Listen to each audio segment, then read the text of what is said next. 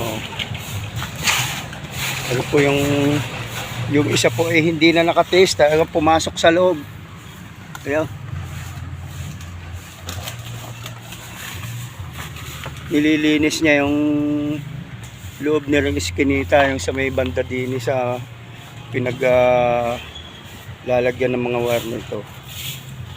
So ganito po kasi sipag ang miyembro ng Tupad ngayon, talagang palibasa nga yung mga taga San Rafael, kaya gusto nila ang San Rafael ay maging malinis din. Bukod sa sila ay kumikita, masaya din sila na maging malinis din itong lugar na to.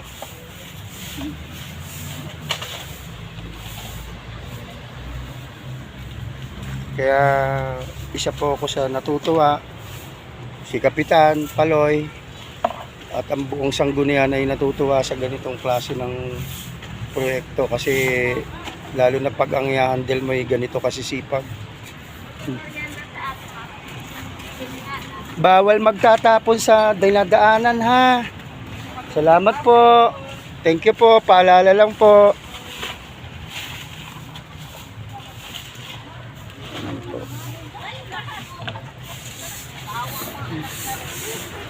Napakasisipag po naman talaga. Ayun, may pumasok din uli.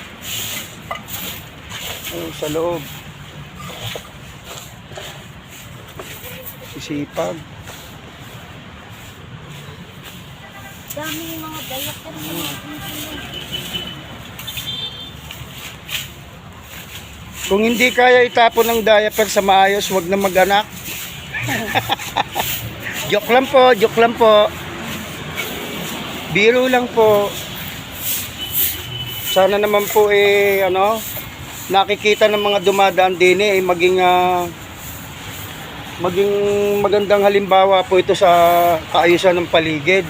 Kasi ang Santo Tomas po ay nasa number 2 po sa buong Pilipinas. So ang lungsod po ng Santo Tomas ay nasa number 2. Magaling pong mayor natin, kaya dapat magagaling din tayong sumunod sa pagsasaayos ng bawat barangay.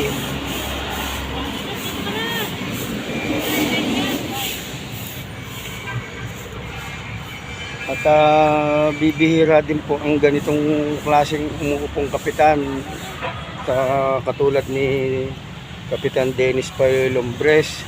Bibirang ganire, kaya dapat sinasamantala natin ng ganitong pakikiisa sa pagsasayos ng barangay.